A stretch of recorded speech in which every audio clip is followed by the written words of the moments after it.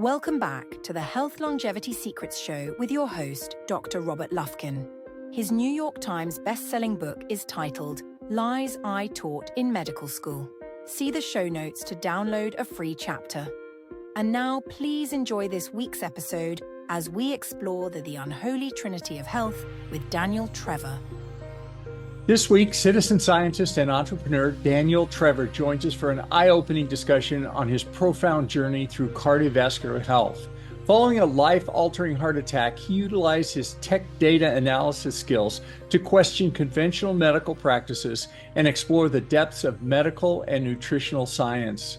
Daniel's story underscores the importance of independent inquiry and challenges long-held beliefs, offering listeners a fresh perspective on cardiovascular care informed by rigorous scientific research. We dive into the complexities of heart attack risk factors, scrutinizing the limitations of traditional cardiovascular assessments like stress tests. With insights from experts such as Dr. Brewer, we explore the often overlooked dangers of soft plaques compared to calcified plaques, and highlight the crucial role of lifestyle and diet in mitigating these risks. This dialogue advocates for more informed conversations between patients and doctors and calls for a shift in how cardiovascular health is approached and taught. Our exploration doesn't just stop there. We address the controversial history of seed oils and discuss outdated dietary guidelines.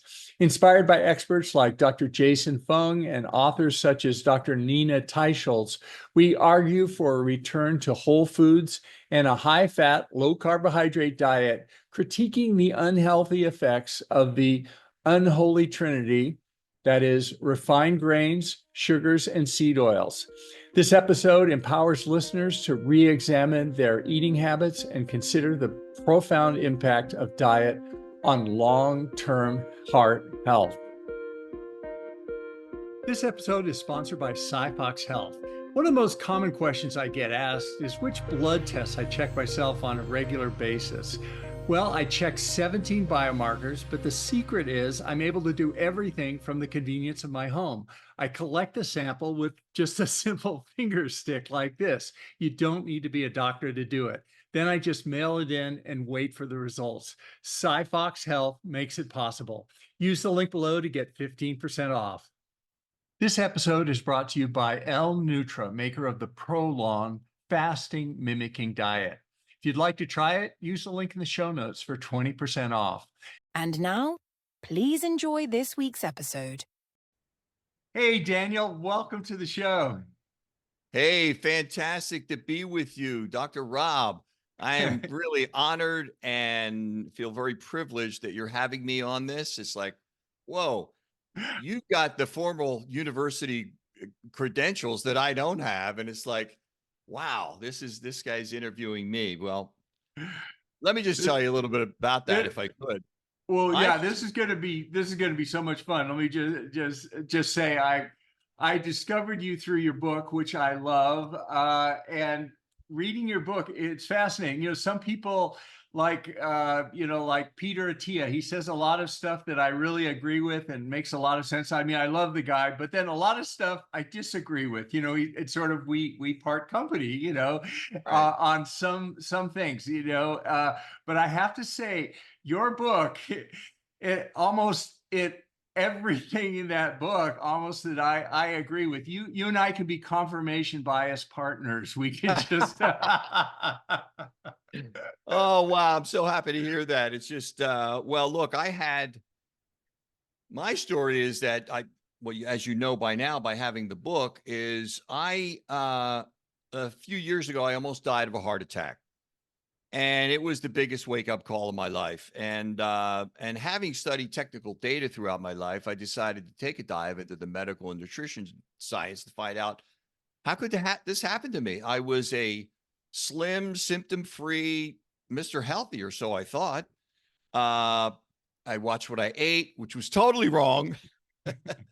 And that's what really brought it all on. And so I took the dive into the science to find out how this could happen to me. And see, I may come off a little rough around the edges because I'm basically just a lower class street kid from Philly, right? But I was fortunate to learn how to study well early on.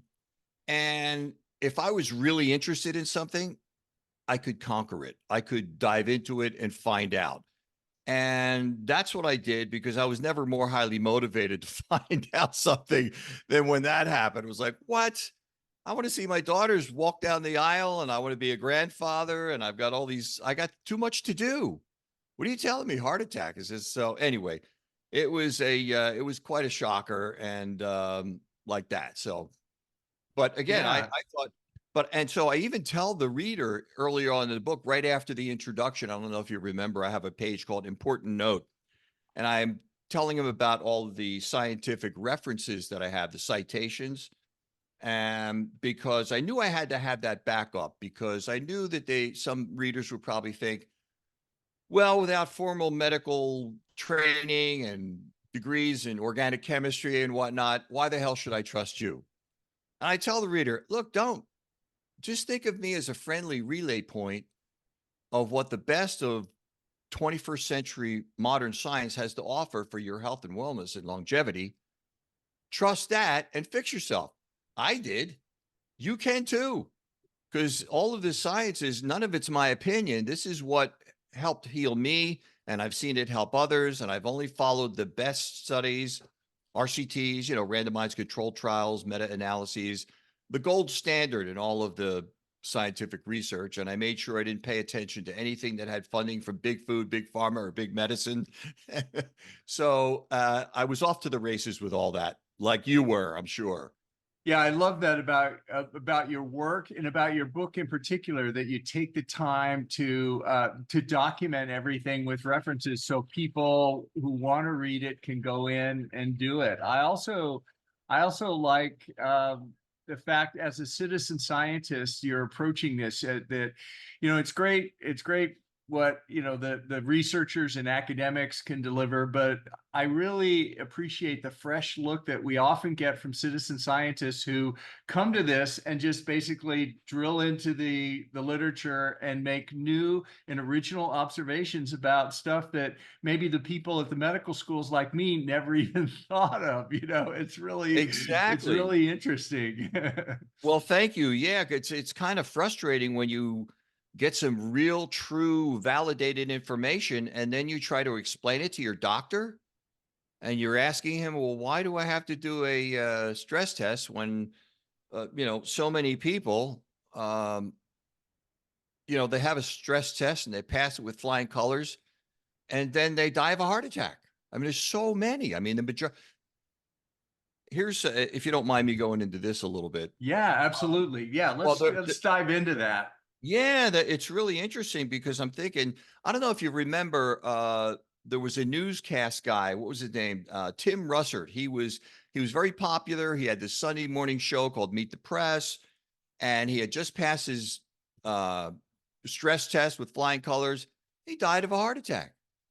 And then there was actor and comedian Gary Shandling. I love that guy. He was so funny and so talented. He passed his stress test. He died of a heart attack, and he was only 66. And Davy Jones, was in that old group, the Monkees. I don't know if you remember. He passed his with a. Is my mic on? You're good. Yeah. Oh, okay. Good. Yeah, and he passed his stress test with flying colors, and he died of a heart attack. Alex Trebek, our game show guy, he passed his stress test and died of a heart attack.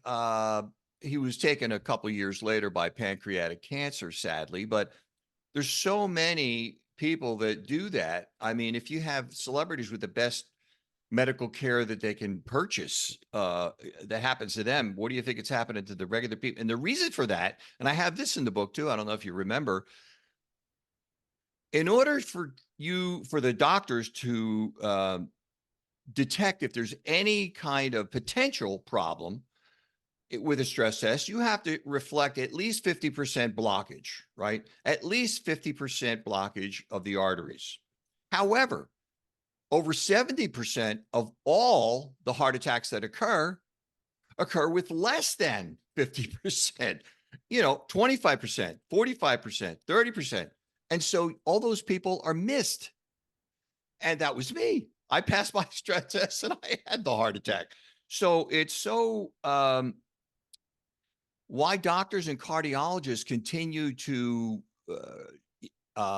order that is just amazing to me. And that's why I say in the book, I said, look, and I give them all this information about this, that, and the other. And if your doctor is recommending this, show him these studies. So that way, number one, he'll know that you know. And number two, you can ask him, tell me again why we're doing this. Right? Yeah, It doesn't make any sense when the studies show it's going to miss most of the population.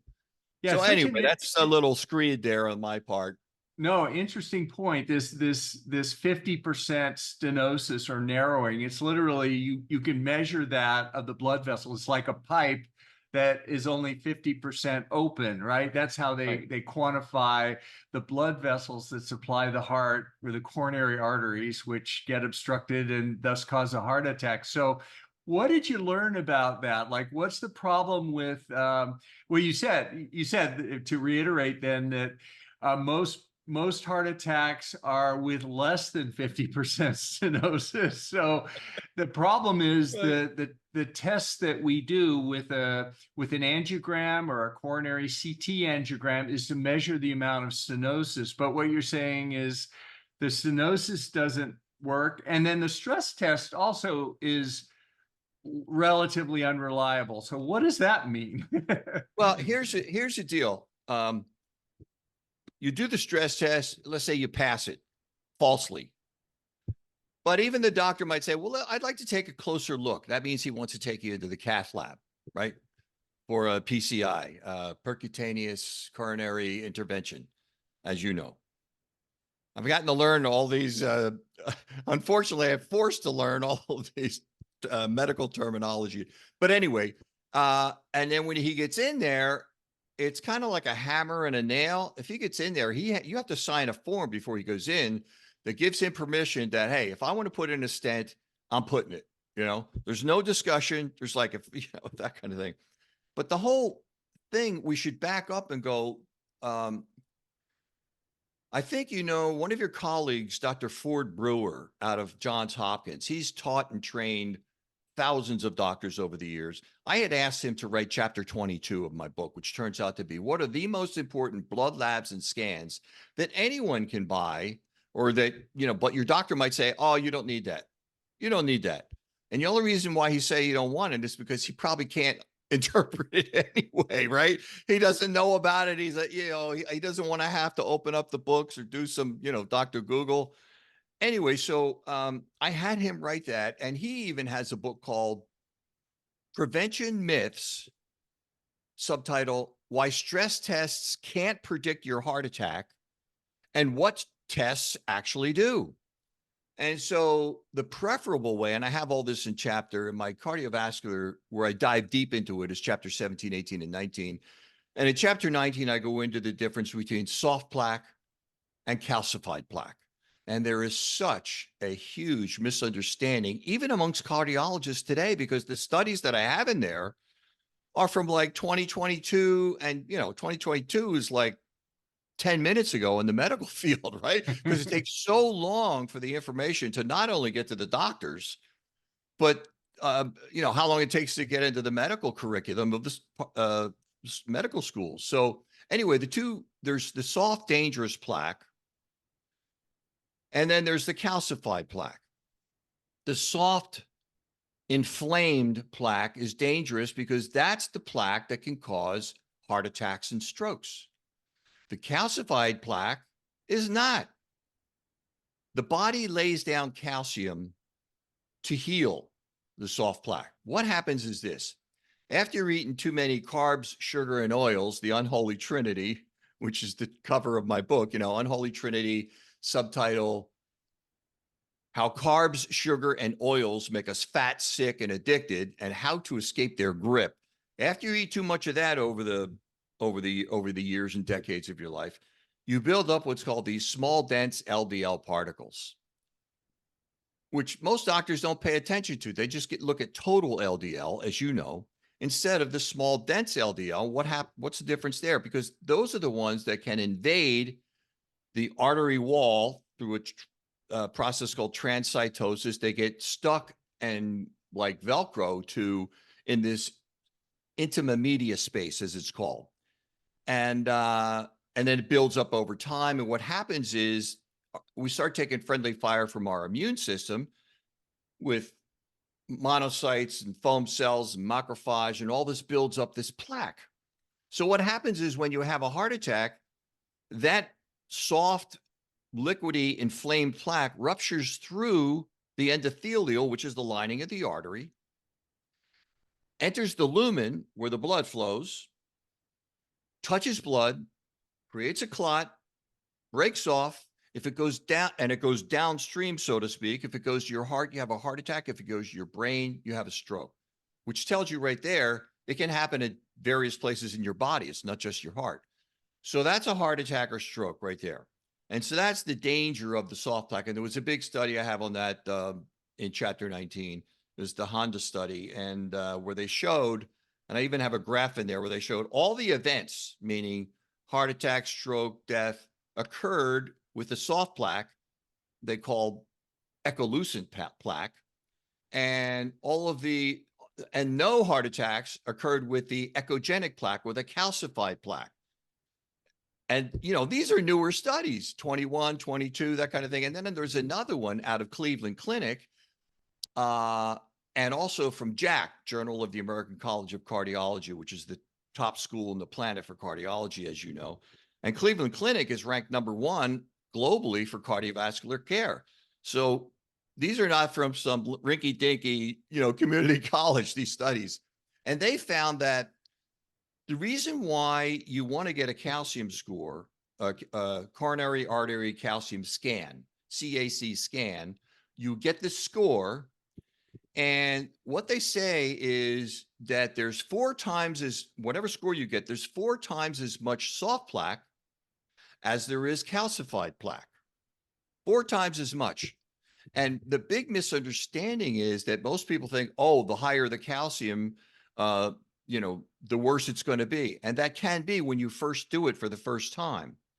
What happens is these researchers and doctors, they called it the CAC paradox, or the plaque density paradox, because what can happen, you can get a score, whether it's good or bad or whatever.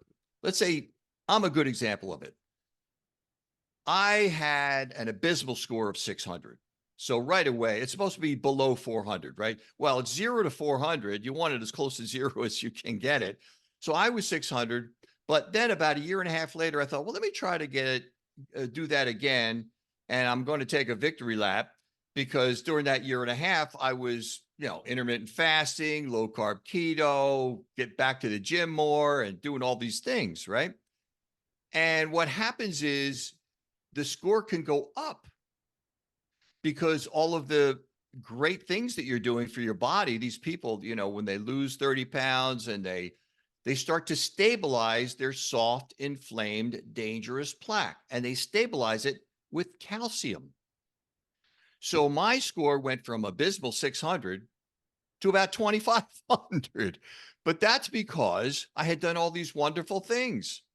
And that's why Dr. Ford Brewer and his team, they don't even suggest getting a second calcium score, especially after the people have changed their diet, gotten to the gym and everything. So, and again, these researchers at Cleveland Clinic, they gave an example. They said, you can think of the calcium score as a, what do you call it? What took down the Titanic? It was, a big iceberg, right? That's the tip of the iceberg. Underneath is what took down the Titanic. And that's the soft, dangerous plaque. And there's 4 times as much of that as there is the calcified. So you want more and they found that there's better clinical outcomes when you have more calcified plaque on the subsequent one. Now, we're not talking about if you just go in there for the first time and you get a score of 1,200 or something. That's you got some serious business to deal with. So you have the CAC scan. You definitely want to get that. But there's a difference. And I urge all cardiologists to read my chapter 19, because a lot of them don't know about this latest studies out of Cleveland Clinic and the Journal of the Academy of American College of Cardiology. So anyway, that's a long-winded explanation there, but let me know if you have any questions about that. Yeah, no, so the from this study, the first calcium score is valuable because it's sort of a canary in the coal mine. If you're zero, that's one thing, but if it's high, then you need to start paying attention to things. And and Absolutely.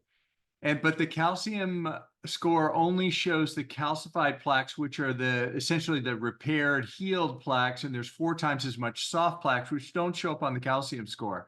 Now, Exactly. That's why you need to do some other tests and how I verified I was a lot better was because of all these other tests. Well, as so you know, what? you can't just Yeah, what order. other tests would you recommend then? What Well, did I you would find out? recommend there is a test called the CIMT, which is not so easy to get. It's called the carotid intima media thickness test.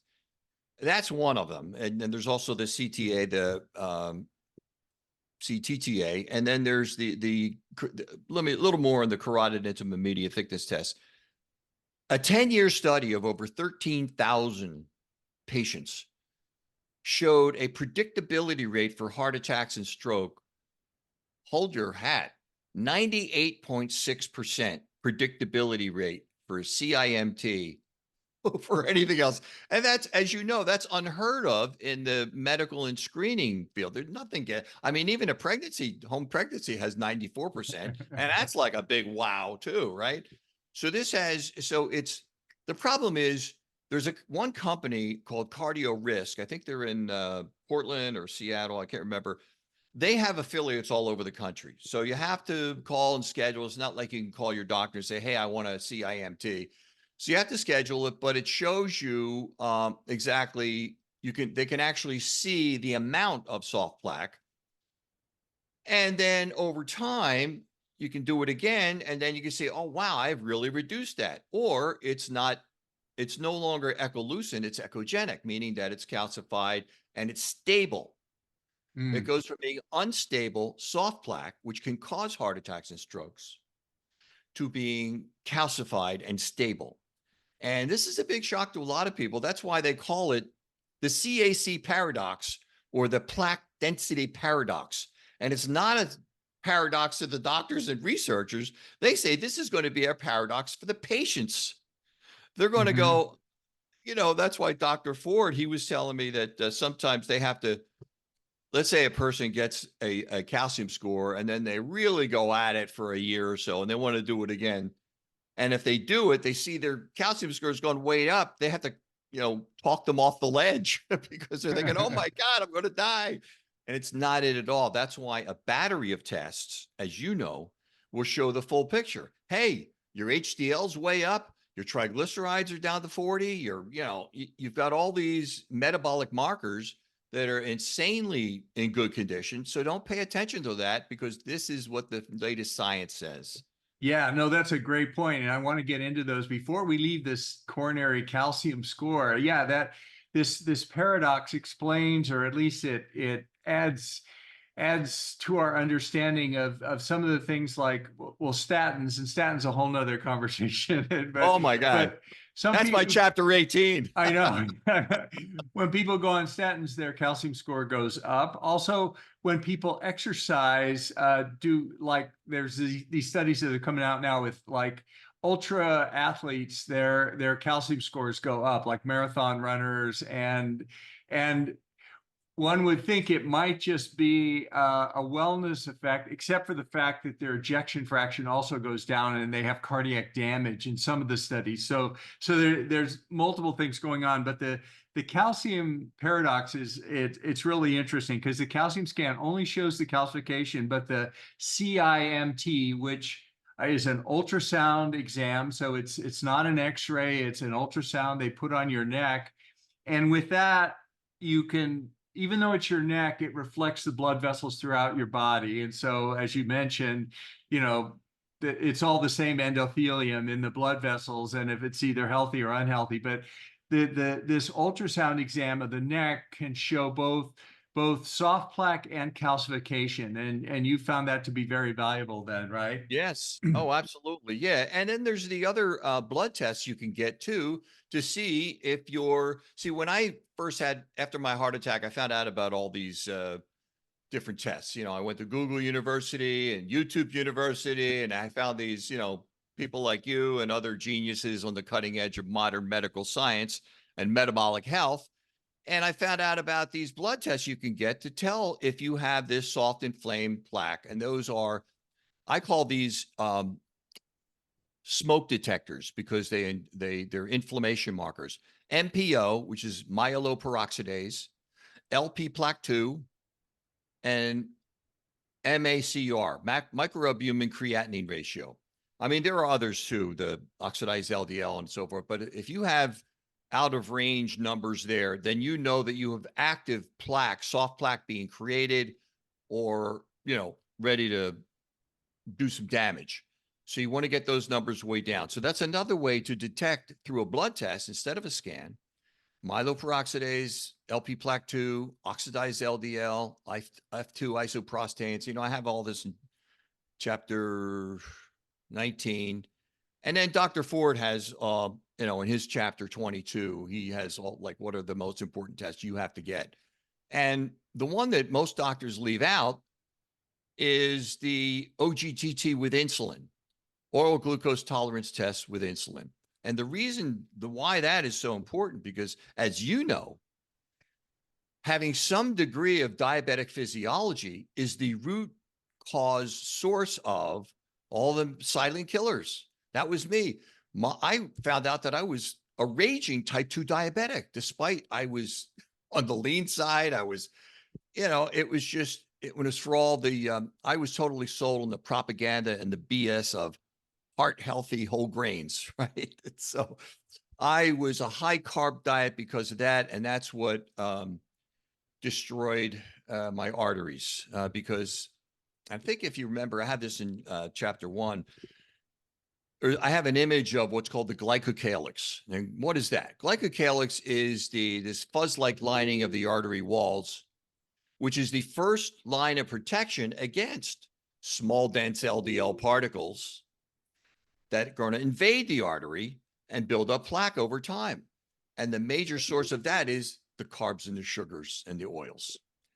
So the unholy trinity is like a big cause of the cardiac condition that we have today. Wow. And well, let's talk about that. You've changed your lifestyle around, and you identify this unholy trinity. Maybe go into detail of what did you give up? What are you doing now? How did you make those changes, and what did you experience? What was the process for you? Well, what I had to do was I observed some information, and I decided to do a comprehensive, what's called a data evaluation and data analysis of, for example, in 1930, the obesity rate was 1%. Today, we are approaching 50%. That's 50x in less than 100 years. What the hell is happening? And when you pull the strings and you do the data analysis, mankind is eating, especially the United States, so many more of the refined and industrial process grains, sugar, and seed oils, vegetable seed oils. And that's what is the cause of it. And it was the unholy trinity. Because, I didn't know that these carbohydrates in the form of grains, that they raise your blood sugar sky high, and then that brings in the insulin and you become insulin resistant. And that leads to what's called hyperinsulinemia, which is just a fancy term for too much insulin in the blood. Hyper, too much insulin. Emia is in the blood, as you know. And that's what starts the erosion of the glycocalyx. So you become inflamed, and all these small, dense LDL particles can invade the artery wall and build up the plaque over time. And that's why you have to avoid those kind of things. And so I did that analysis. And then I started finding a lot of very smart people online. I found people like Dr. Ford Brewer, Ivor Cummins, Jason Fung, Dr. Perlmutter, a lot of your colleagues, Nina Teicholz, and many of these have, were very kind enough to write an endorsement for this newcomer to the scene for my book. because I just followed the science and I was able to figure it all out, and I changed everything. I went, basically what we need to do is eat like we've eaten for millions of years. Our ancient ancestors, we ate basically a high fat, low carbohydrate diet. Our diet consisted of what we could catch, kill, and eat, nose to tail, and maybe what we might pick off a tree or a vine, some blueberries or something, but only when they were in season. But our diet primarily consisted of animals. And, we didn't even start eating wheat until about 9,000 years ago. And that's like a blink of the eye in the eons of time, right? So I changed my whole diet around to a low carb. I didn't do it all at once because that's impossible. This is the advice I give in the book. You can't go, immediately into keto. Try low carb, like 100 grams of carbohydrates or less a day. Get off all the processed foods. That's for damn sure. And you got to go low carb, and then maybe you get comfortable that maybe go into keto, which is less than 50 grams a day. And then you do some intermittent fasting, because let's face it, our ancestors, they were lucky to eat once a day, right? I mean, this snacking was never a thing before like 50 or 60 years ago, because fat became fat is very satiating, and animal meat is very satiating. But with the big fat scare from the 1950s and 60s, from the BS from this guy, Ansel Keys, and his fake science, this big scare was on, you got to eat non-fat, low fat. And then in the 70s, all these snack foods came on the scene, right? And then everybody started, because they couldn't last between breakfast and lunch they had to eat something, because they were eating, like, by that time, they were eating like Pop-Tarts and bagels and cereals, and, instead of steak and eggs or whatever it was that they would normally eat, right? Their ancestral diet. And so all these snacks started coming on the scene in the 70s. And now people eat 3 times a day plus 3 or 4 snacks a day. And it's just criminal what has happened. It's just because the big food companies, they're just making a fortune. Yeah, you talk in your book about in the 50s how the heart attack rate started to take off with Eisenhower and everything like that, and then suddenly all these new Ansel Keys and this low fat diet took over. What was the diet before the low fat diet, and was that causing the heart attacks of the 50s, or what was causing the heart attacks to happen in the 50s? I have the answer to that. It's all in chapter 1 too, because I like to start off and give people the history from 1900. The people, there wasn't heart attacks. There was people died of, what was it, influenza, tuberculosis, infectious diseases, influenza, that kind of thing. So, and it wasn't, the first medically recorded heart attack didn't occur until 1912. Right? It's like, what? Because people can't think with that. It's like, wow, 1912. So how come? So what happened was, I have a chart, and it shows the graph of heart attacks and heart disease from at the bottom end from 1900 to 1955, when Eisenhower had his heart attack. But at time 1955 rolled around, men were being taken in the prime of their life. Eisenhower had the heart attack. It was a big thing. And years later, like 20 years later, they discovered through microscopy. What's that word? I don't know. Microscopy. Small, yeah.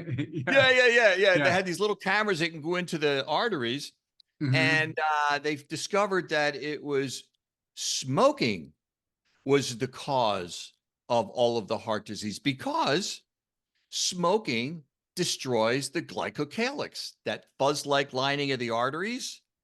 And then when you have that, then these things called small dense LDL particles can get in there and inflames the arteries, and you have the heart attacks and everything. And they didn't discover that until the 70s, when they were able to use that technology in animals. And then by 1990, it became more mainstream in medical science.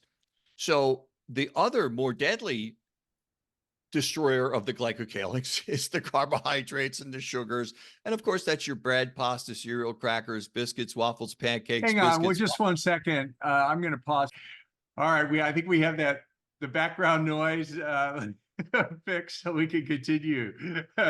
You're talking about the rise of heart attacks due to damage from the glycophilial endocalyx from smoking, because our diets really didn't change that much between 1900 and 1950. I guess there were a few things, but Right. not. The smoking, they discovered that smoking destroys this thing called the glycocalyx, which is this fuzz-like lining of the artery walls. And that's the first line of protection against small, dense LDL particles from invading and building up plaque over years.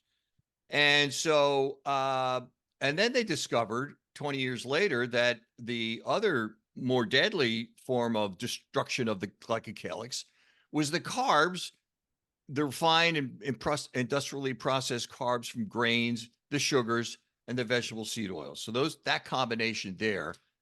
And so that's what destroys the glycocalyx. And that's what happened in 1955, the scare. Ansel Keys, he had this idea that people seem to buy into, that it was your arteries were like a clogged shower drain where, you have the soap and the hair and the grease and all the gook, and it clogs up. And it's not that way at all. As you know, the plaque buildup is underneath, is below the arteries. So it's his theory from the beginning was just wrong.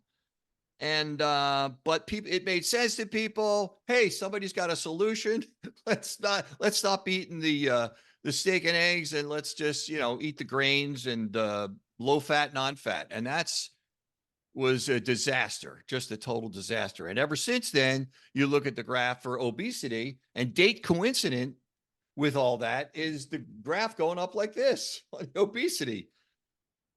Yeah, and what is it about the seed oils? We've heard a lot about the sugars and the carbs, and people have talked about that, but the seed oils, what's about that? That's the I know canola that. oil, the vegetable oil that my mom, the dietitian, used to tell me was healthy. And the American Heart Association still says on their website that they recommend canola oil as a healthy choice. So you're saying Oh my that God. they're wrong? I am. I have a whole chapter on it. It's that chapter alone is still blowing my mind. The research that I had to do with that. I have to credit Nina Teicholz and her fantastic book, The Big Fat Surprise, emphasis on the word fat, because she took the deep dive in her book, The Big Fat Surprise. What was the subtitle? Why Butter, Meat, and Cheese Belong in a Healthy Diet. Yeah. And then there's Chris Kenobi, another one of your colleagues, Dr. Chris Kenobi, eye physician, nutrition researcher. He's got a great new book called The Ancestral Diet Revolution, and he goes into the seed oils and so forth. And then there's also Kate Shanahan, which she named them. What did she call them? The Hateful Eight. Right. Soybean oil, sunflower, safflower, canola, all those. I mean, there are some good ones. The true olive oil, not the fake ones, and canola. I'm not canola. Olive oil. Coconut oil. Coconut oil, yeah. Yeah. Avocado and so forth. So Yeah. there are some things that you can cook with, and butter and ghee and so forth. But the seed oils, they were never even they were considered, they made cottonseed oil and these other vegetable oils, and they were considered a toxic waste. And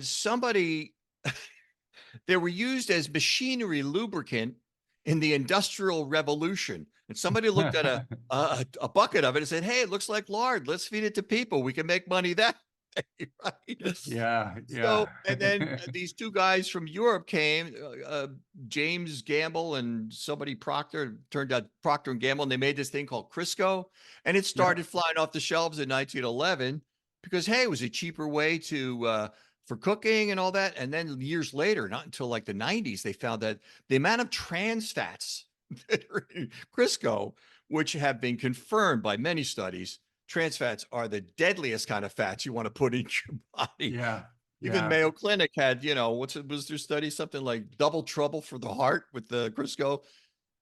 And it wasn't until like 100 years later where the FDA found these Crisco and saturated, polyunsaturated fats as questionable for human consumption. And it's just really, it does a lot of damage to the arteries. It causes a lot of inflammation. Even now, they've got studies about how it's neurodegenerative, because when they process it, they have to use this chemical called hexane, and that's neurodegenerative. And there's articles and studies showing that they're thinking that it's the cause of Alzheimer's and Parkinson's, which is an explosion these days. That's why they're calling Alzheimer's, not why, that's not why, but they're calling Alzheimer's, as you know, type 3 diabetes, because all the people practically with Alzheimer's, they all have undiagnosed type 2 diabetes. And the reason for that, as you probably know, there was a study out of Johns Hopkins in 2019, and that's like, what, 5 minutes ago. And it showed that 74% of doctors, now we're talking cardiologists, internists, and general practitioners, 74% do not know how to properly test for prediabetes or type 2 diabetes, let alone know how to treat it. So no wonder it's an epidemic that's way big. It's a silent epidemic, way bigger than what we just lived through the past few years with the nonsense well, I don't want to get into all that. So you have this silent epidemic going on, and these seed oils, it's just crazy how harmful they can be. I have all that chapter 6. So anyway. Well, it's great the way this plan you've embraced with removing carbs and sugars from your diet, the seed oils and the grains, and you talk about that. And it's something that I totally believe in, but it's so great that you've taken the time to spend with us today. Maybe you could tell us, Daniel, how our audience can follow you, what your website is, and how they can follow you on social media. Oh, absolutely. No doubt about it. It is danieltrevor.com. Just go to danieltrevor.com. At the top, I have a short 7-minute video. It tells my story and some of the alarming statistics that you've heard this last little bit, as well as they can sign up for a free preview of the book, which is the first 48 pages. They get on the mailing list. I send out a newsletter, maybe bi-weekly, once a week, once every 2 weeks, something like that. And also underneath the video, they can see all these amazing endorsements that I've gotten from a lot of your colleagues. It's like, wow, I didn't know you at the time. I would have hit you up for one, but Nina Teicholz, I got Dr. Mark Hyman, Dr. Philip Ovadia, like you have for your book, who's done over 3,000 heart operations. I even have Dr. Lou Ignaro, who won the Nobel Prize in Medicine for his discovery of nitric oxide. I mean, I really lucked out with all that, and I feel very fortunate and flattered that they would find value in what I wrote. And even though it's for the average reader of health and wellness, because I want to communicate to the average person so they can understand in non-medical terminology, like your book. Yeah, well, I really enjoyed the book. I recommend it highly. I think it's going to be, people will get a lot out of it when they read it. But again, Daniel, it's great to connect with you today, and thanks for being on this podcast, and thanks so much for all the great work you do. Thank you, Doctor. I appreciate it. If you are enjoying this program, please hit that subscribe button, or even better, leave a review.